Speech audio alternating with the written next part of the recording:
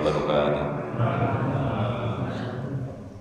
Alhamdulillah wa syukurulillah wassalatu wassalamu ala rasulillah nabiyina wa habibina Muhammad ibn Abdillah wa ala alihi wa ashabihi wa man wala.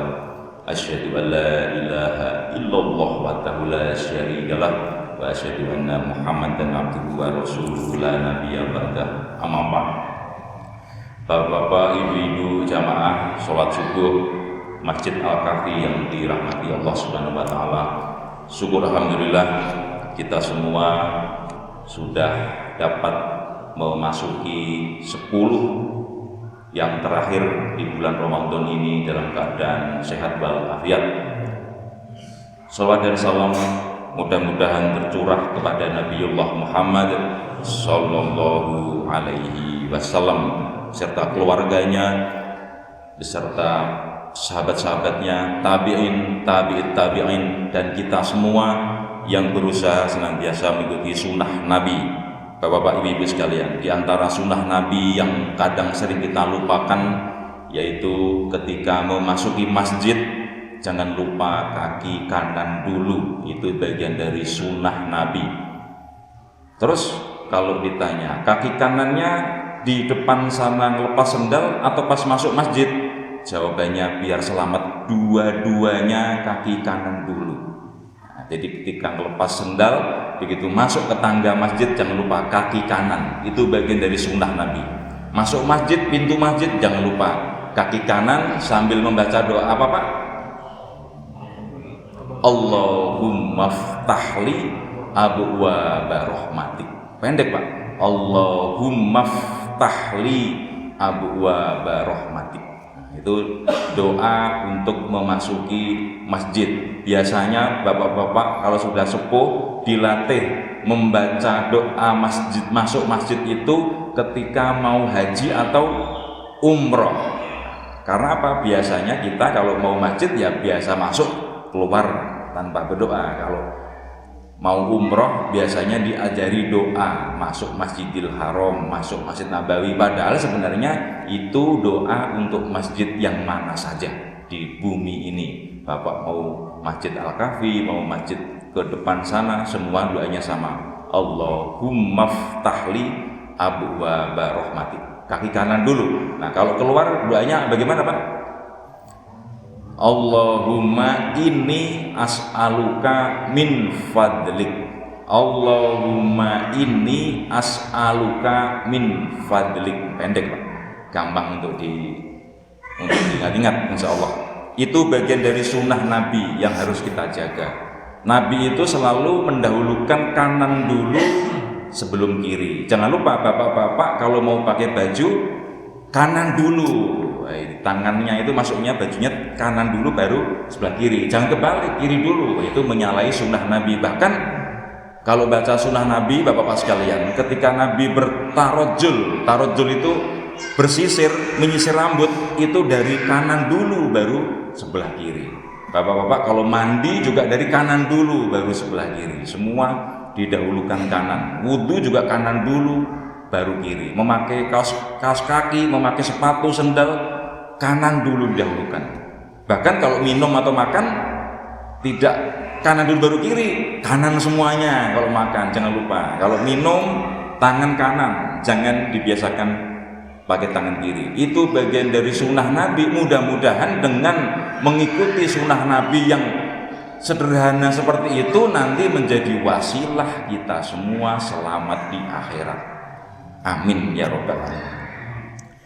Bapak-bapak, ibu-ibu yang dirahmati Allah, 2 tahun sudah kami dari DKM memberikan fasilitas kepada bapak-bapak untuk bisa kultum di mimbar ini. Alhamdulillah, saya lihat dari tahun ke tahun sudah beberapa orang perkembangannya sudah semakin pesat.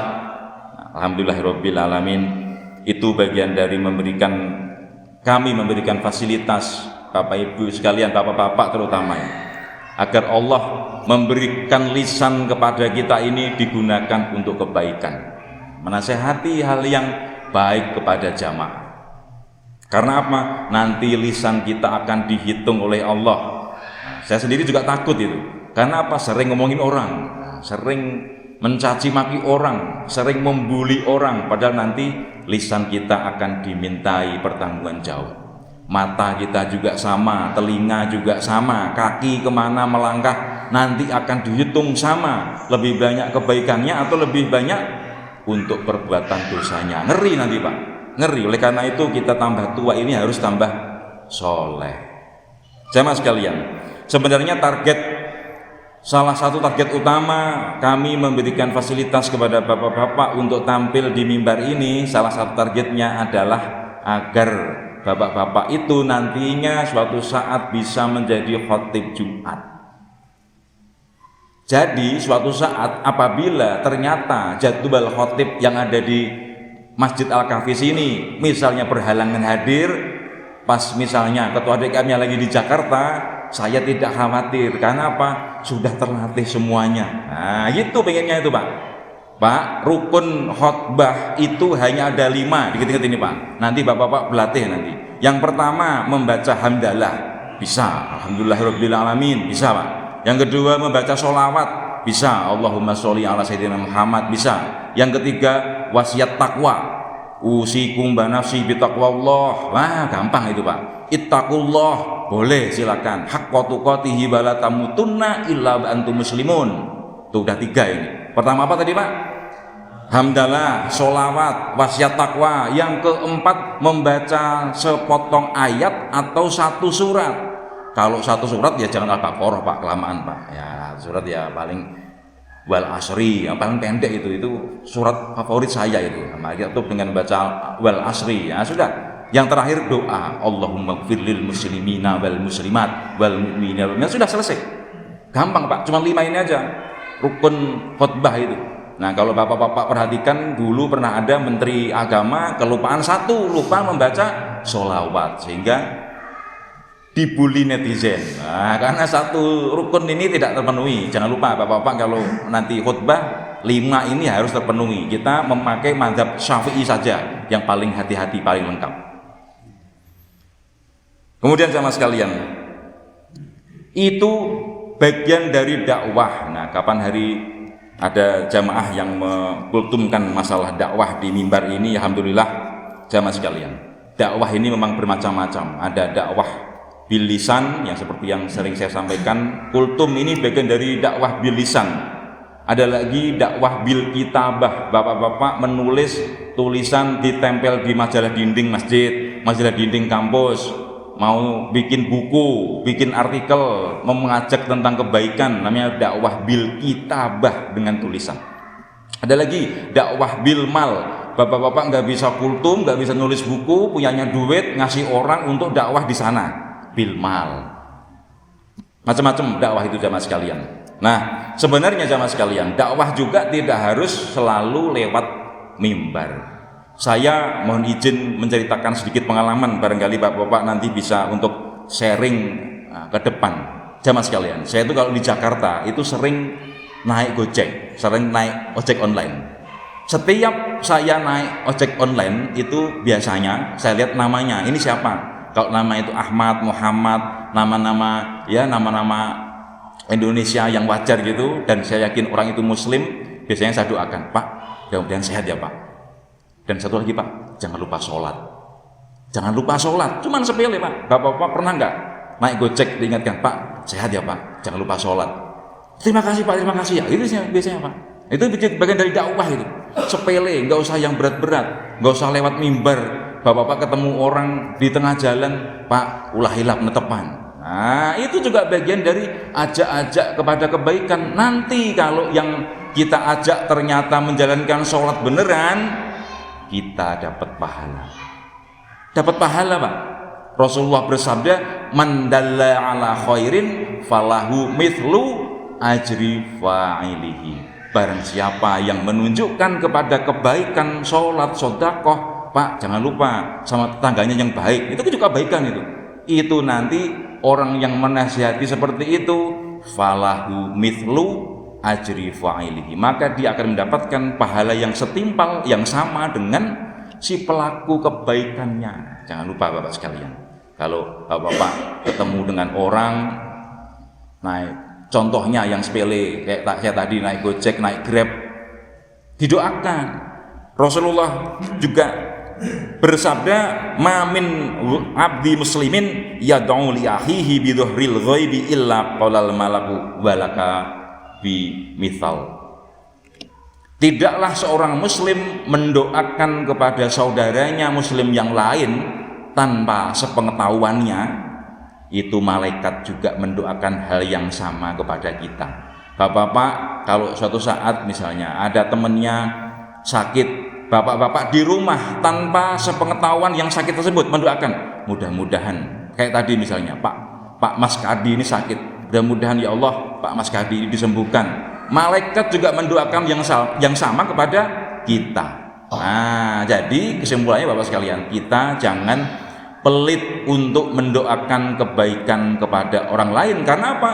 Karena malaikat mendoakan hal yang sama. Walaka bimithal, demikian juga untuk engkau. Itu doa dari malaikat. Jadi saya lagi, mendoakan itu tidak harus di depan orangnya. Justru malah yang baik itu mendoakan itu di belakang tanpa sepengetahuan orang yang didoakan. Itu hal yang penting Bapak-Bapak sekalian. Kemudian hal yang kedua yang perlu kami ingatkan jamaah sekalian, bahwa sebentar lagi kita sudah akan menyelesaikan bulan suci Ramadan. Bagi bapak-bapak, ibu-ibu yang sekiranya ada cadangan makanan untuk hari ini dan hari besok, mohon untuk dapat menunaikan salah satu kewajibannya, yaitu membayar zakat fitrah. Kalau tidak ada makanan untuk hari ini, besok juga nggak ada makanan, ya tidak perlu zakat fitrah, tapi justru menerima zakat fitrah. Tapi kalau selama hari ini ada yang bisa dimakan, besok juga ada yang bisa dimakan, maka tunaikan zakat fitrah. Sebesar berapa Pak? 2,5 kilogram per jiwa. Ini perlu kami ingatkan Bapak-Bapak sekalian. Tahun lalu ada yang keliling pakai megapon, halo bapak-bapak, ibu-ibu. Nah, tahun ini mungkin sudah tidak musim Covid lagi, sudah tidak jemput bola lagi, ya, tapi kalau nanti panitia mau jemput bola, ya alhamdulillah.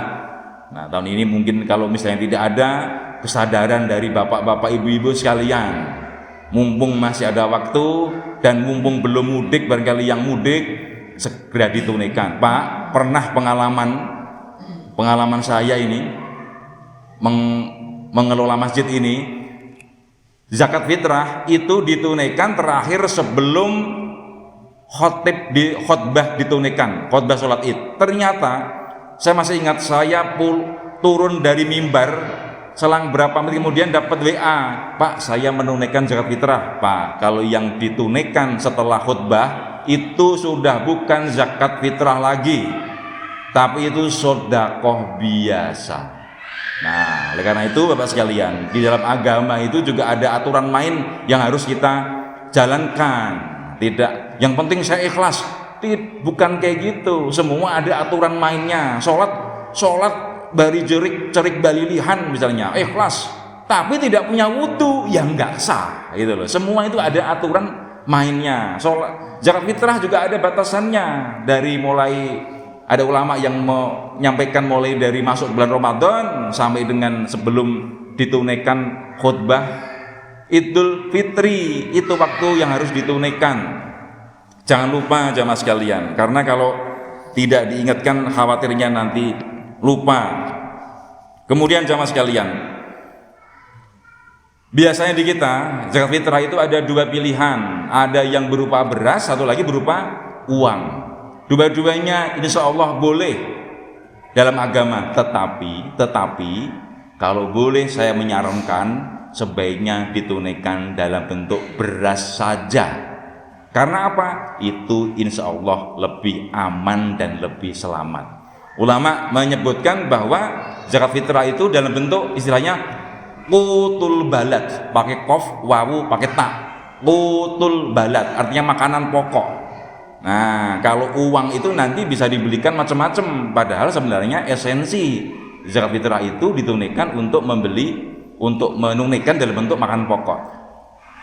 silakan dalam bentuk uang, tapi kalau boleh saya menyarankan sebaiknya ditunaikan saja dalam bentuk beras. Itu insya Allah tidak banyak kontroversi. Kalau dalam bentuk uang masih boleh, pemerintah juga mengizinkan, tetapi ada ulama yang memandang itu kurang pas dikit. Nah, oleh karena itu saya menyarankan dalam bentuk beras saja. Itu insya Allah lebih selamat.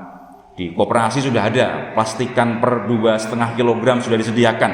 Bapak-bapak kalau repot-repot belinya lewat koperasi sudah disiapkan. Tinggal berapa jumlah anggota keluarganya, misalnya 4 orang, ya 4 kali 2,5 kg berarti 10 kg tunaikan. Nah, beda dengan zakat fitrah yang lain. Kalau zakat yang lain itu harus 1 nisab dulu, kemudian 1 haul, 1 tahun, dihitung dulu 1 tahun, baru keluar zakat. Kalau zakat fitrah yang penting ada makanan untuk hari ini sama besok, tunaikan. Jamaah sekalian. Kemudian yang berikutnya, ulama berbeda pendapat tentang siapa penerima zakat fitrah.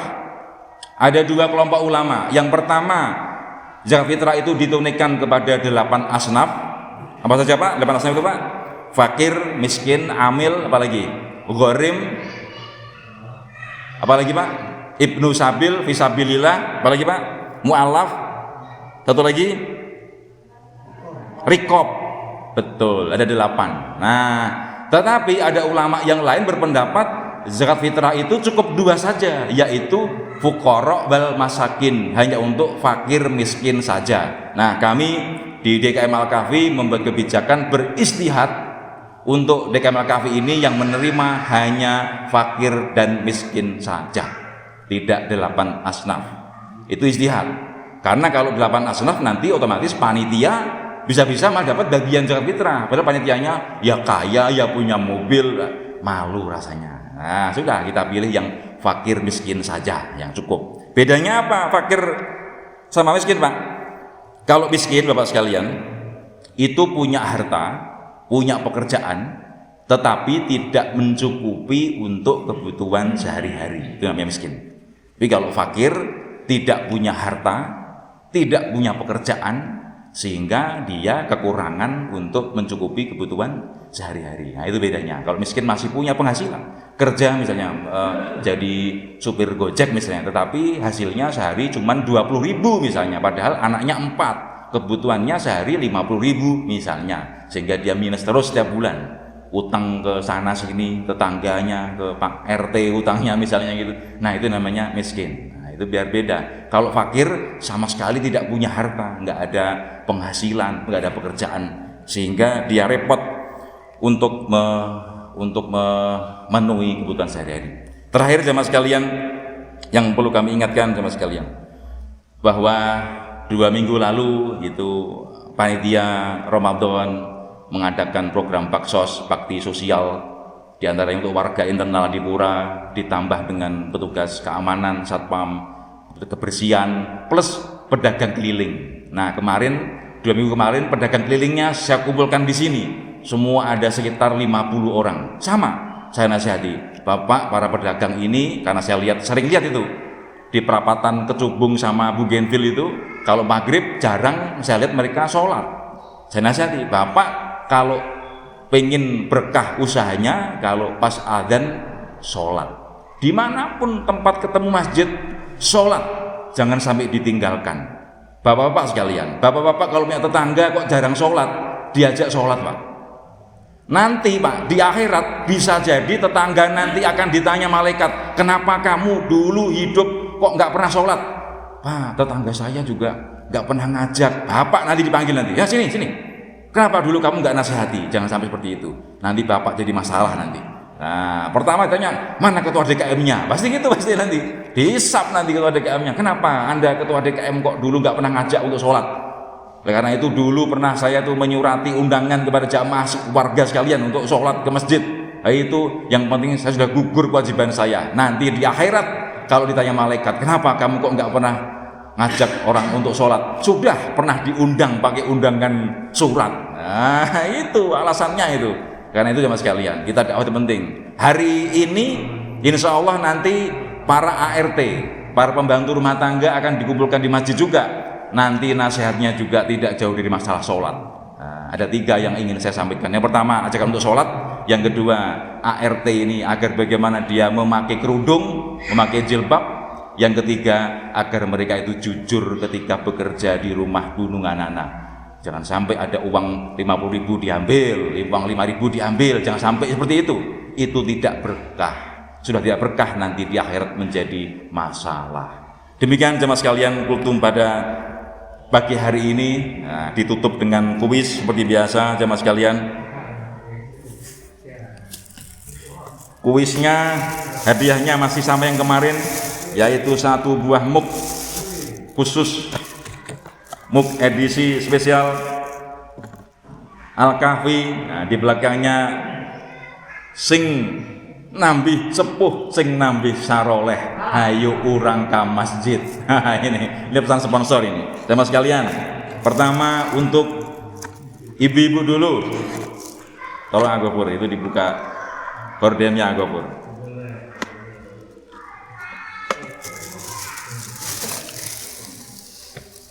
Lady first, ibu-ibu dulu. Ibu-ibu, tolong perhatikan pertanyaannya. Di dalam bulan suci Ramadan itu ada 1 malam namanya Lailatul Qadar. Sudah pasti tahu. Nah, Lailatul Qadar itu adalah lebih baik dari 1000 bulan. Sudah tahu semua. Pertanyaannya, 1000 bulan itu berapa tahun? Cung ya.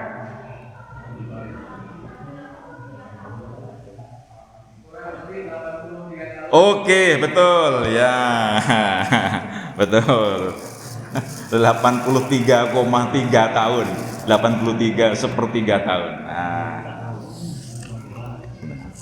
Kemudian untuk bapak-bapak, apa ini? Saya lupa, belum bikin pertanyaan ini. Pak, penerima zakat tadi, bapak-bapak sekalian, ada 8 asnaf, 8 bagian. Siapa yang hafal, Cung? Ya, silakan Pak Yosef. Ya. Satu lagi. Iya, betul, 8 asnaf.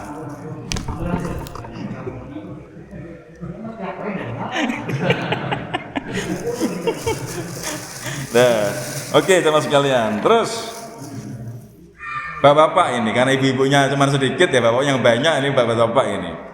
Bapak-bapak sekalian, tadi saya menyebutkan bahwa zakat fitrah itu ditunaikan dalam bentuk makanan pokok yang berlaku di suatu negeri. Bahasa Arabnya apa? Nah, apa tadi? Kan tadi sudah saya eja tadi. Ayo, apa tadi bahasa Arabnya? Makanan pokok di suatu negeri. Nah, kalau tadi mendengarkan secara seksama, insya Allah liar, insya Allah. Silakan Pak. Ayo, belakangnya balat. Oh, dari tahu Pak, balat. Ini balat bukan di kornis balat di Madinah, bukan ya ini ya. Depannya apa depannya? Belum tahu? Ibu-ibu tahu? Apa itu Agopur? Apa Pak? Bu? Putul balat, betul ya. 100 untuk ibu-ibu. Dah, cuma 3 saja malam pagi hari ini. Bapak-bapak, ibu-ibu sekalian, cukup sekian kultum pada pagi hari ini. Mudah-mudahan ada manfaatnya. Kalau ada banyak kekurangan, saya mohon maaf kepada Allah Subhanahu wa taala, dan saya juga mohon maaf kepada jamaah sekalian. Wabillahi taufiq wal hidayah, waridho wal inayah. Wassalamualaikum warahmatullahi wabarakatuh.